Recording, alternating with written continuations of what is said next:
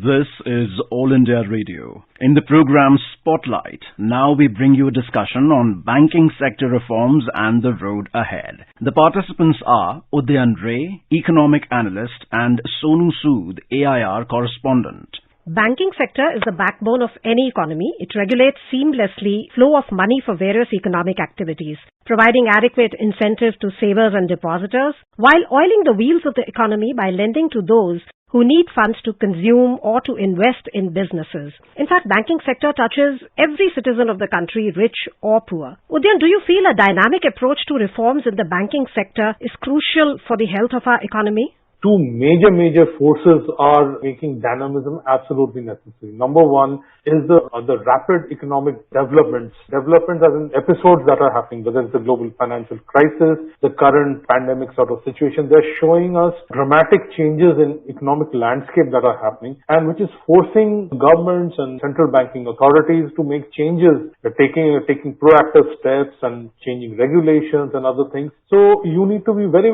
dynamic to adjust to these changes that are happening globally, because you're linked to the global economy. That's number one. Number two is basically the amount of technological changes and transformation that's happening, especially digitization that's happening. From the convenience of your mobile, you can do a lot of banking activities, you can do a lot of financial activities. So what's actually happening is a lot of the activities that used to do by going to the bank is actually now happening through the mobiles. But the banks are not just delivering those services. There are NBFCs and other specialized fintech companies that are doing it. So banks really have to adjust to this dynamic technological change and embrace it so that they don't get left behind, because in some of the underserved sort of areas of the economy, it's banks who are present. The new fintech players and other players may not be able to reach there. So these are the two primary and huge reasons why dynamism has to be there in banking. You talked about giving support in times of crisis like the global financial crisis of 2008, or now we have the COVID pandemic. In such a situation, what is the role that the banking system can play to give support to the sectors which get hit by such a crisis? For example, in the case of COVID, we are seeing the medium, small and micro enterprises which are going through a lot of business challenges. There are a couple of things, quite a few important things that banks can do. Banks are the last mile connect between government or central bank and the people. So because you are going to be having a banking relationship, if the government is going to come up with a program of delivering benefits, then because you have a bank account, so that transfer of that benefit goes to the recipient. And because now we are largely digitized, there's a lot of those linkages are now in place. So it's not going to take time. Before there's to be paperwork, and you have to spend on the post office, this, that. Now immediately that to a dramatic change, the government can respond dramatically fast and become effective. So bank becomes very effective in that execution. Second is banks can facilitate, because banks are facilitators of economic activity. So from the consumer side, where people are putting their money, which is getting lent in return, there, you're making sure that people are secure out there, the money goes to them. If they need loans or something like that, or some allowances or something like that,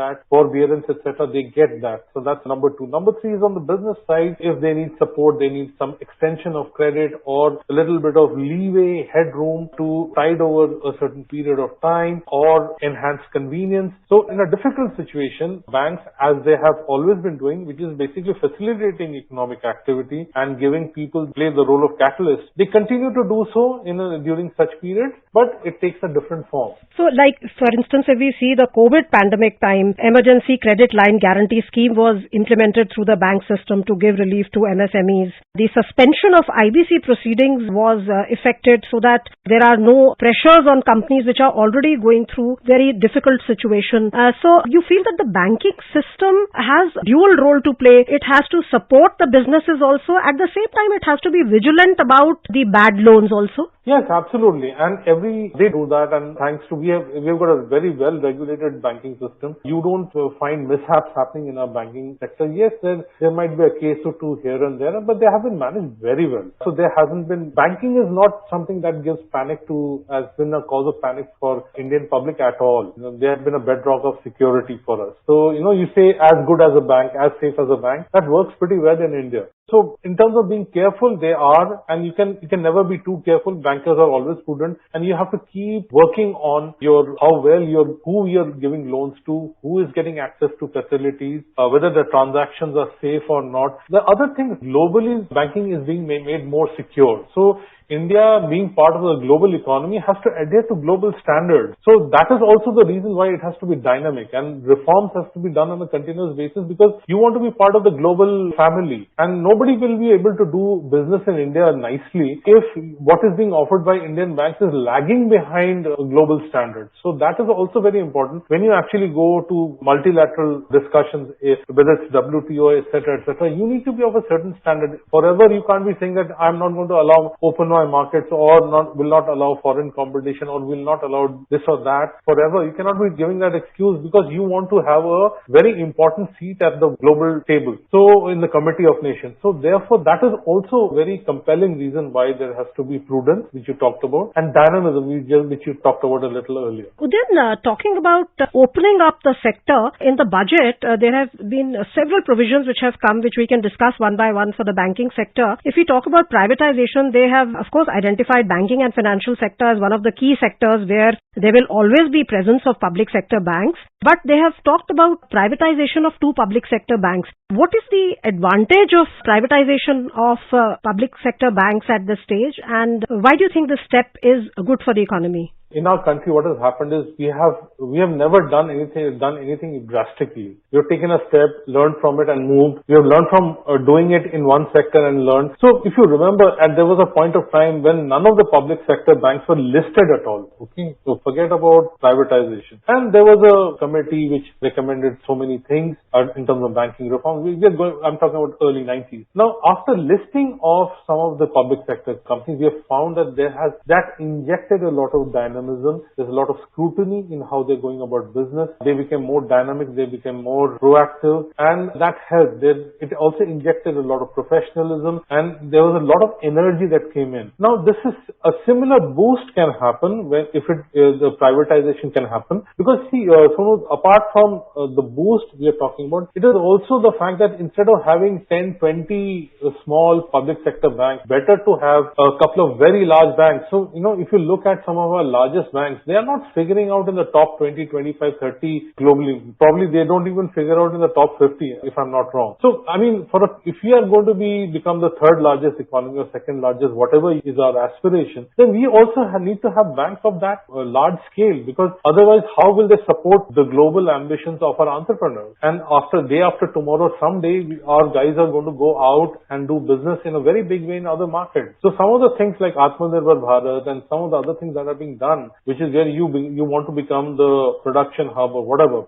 producing hub. You cannot have that. You'll then end up depending on banks from other countries. That's not what we would want to do. We are a large country, proud country, and we are proud of our banks. So our banks also need to grow up to that size. So that's number 2. You want to have large banks that are dynamic, and you do that. And so that is one benefit. Second is, by doing it over, say, 2 banks, you get to learn what's going on. What are the things that you need to do? From that experience, then you can have a better experience for some of the other banks, right? And since the government will always be a shareholder, it will continue to play some roles in these banks, and government does have a role to play. But it's not about abdicating certain responsibility, but actually aligning it with the changing realities, global and domestic realities that are there. There is another budget provision, which is the bad bank, which is now gathering pace. The effort is going on that it can be started very soon. Can you tell us how this will help the banks to be more efficient and do their normal business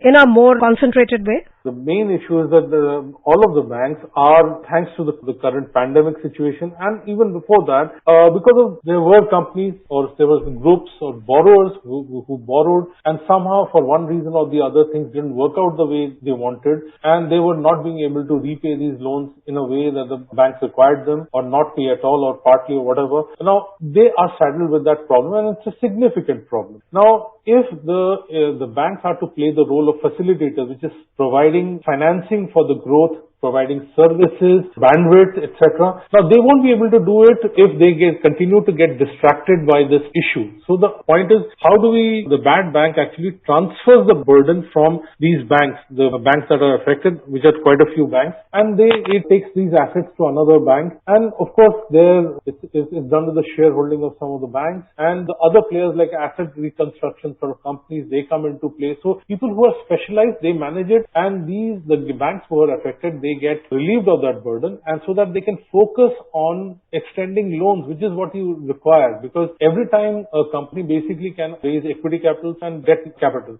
So every time you can't be coming to the market and raising money in equity, so you also need debt to happen. Typically, debt markets are many times of equity markets in advanced countries. So therefore, one is of course the bond market, you can come and raise money, but then here also you need debt from bank and other services. So this is something that can happen if that transfer happens, and this is what they are trying to come up with a good system where they can do it without any kind of mishap. Udin, apart from retail loans, whether it is home loans, whether it is auto loans, or it is businesses taking loans for their working capital needs, or for their capital expansion needs, there is sizable expenditure which takes place by the government in infrastructure building of the country.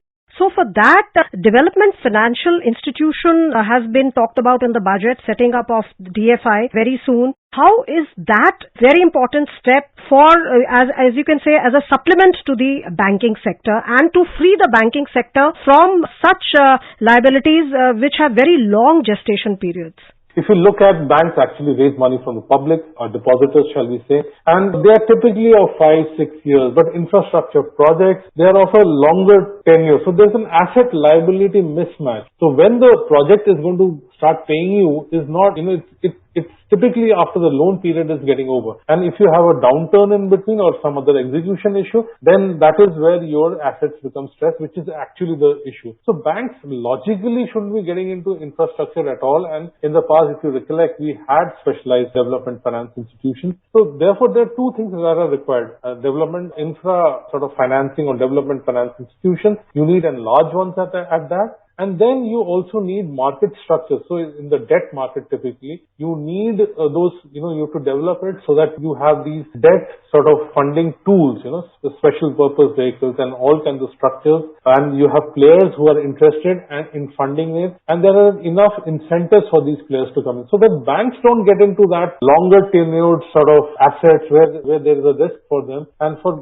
banks can concentrate on that 3 to 5 year kind of projects. And they fund things like trade finance and do other things, penetrate into the retail area, maybe some other things which are not this kind of long tenured kind of projects which basically create an asset liability mismatch for them.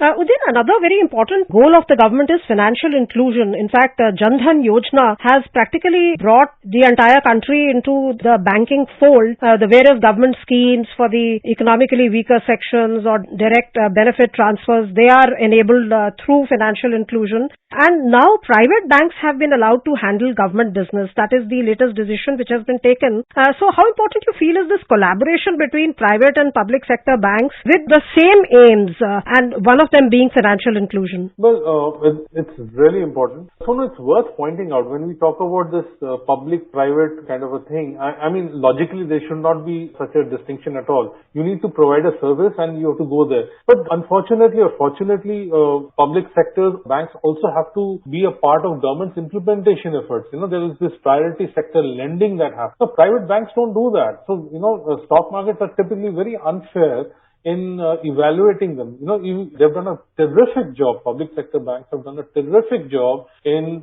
getting into private sector areas and doing lending out there, whether it's education or what have you. So eventually what's going to happen is, because banks are getting more efficient, there's digitization happening, they're getting smarter, including public sector banks. So what's going to happen is, and if they get rid of some of these issues that we've just talked of, then these kind of collaborations and other things will happen. So if private sector banks are not getting down to the bottom of the pyramid, you'll see a lot of collaborations actually happening where the public sector banks, thanks to their reach and wherever they are present, they might collaborate to help each other out. This typically happens also in life insurance, where LIC actually helps out private insurers to take care of some of their commitments that they have to fulfill in terms of the regulatory body. bodies. So they have to also do some business in certain areas, certain kind of business. LIC helps them. So this kind of collaboration, and LIC manages to do it simply because of its reach, right? The similar thing I would expect, and as you rightly mentioned, that kind of collaboration then we increasingly will happen. So would you say, Udyan,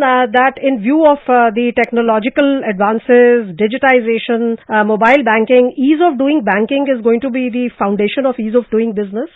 Oh, absolutely. And one of the key part is a lot of work has happened, especially in the last 1 year, simply because we had to do contactless kind of banking, and physical banking was such a bigger issue. Some of the things that we would have taken, say, 2, 3, maybe even 5 years, we've done it in just about a year. So it's really helped us because it has crunched the time. And now with that backbone in many areas, especially retail banking, because it's there, the facilities are there, there needs to be an enhanced awareness. People have to be made aware of how these facilities are there and help them embrace them. So adoption, digital adoption is availability, access is there, but people need to know, and then you have to help them adopt it. And once you do that, the banks really, it's going to help their bottom lines, their financials are going to get better, they're going to get more efficient, they're able to focus and penetrate more. So there are lots and lots of benefits that are awaiting banks if you take the right steps and ensure that banking remains dynamic. Thank you so much, Udyan, for this insightful discussion. Thank you so much.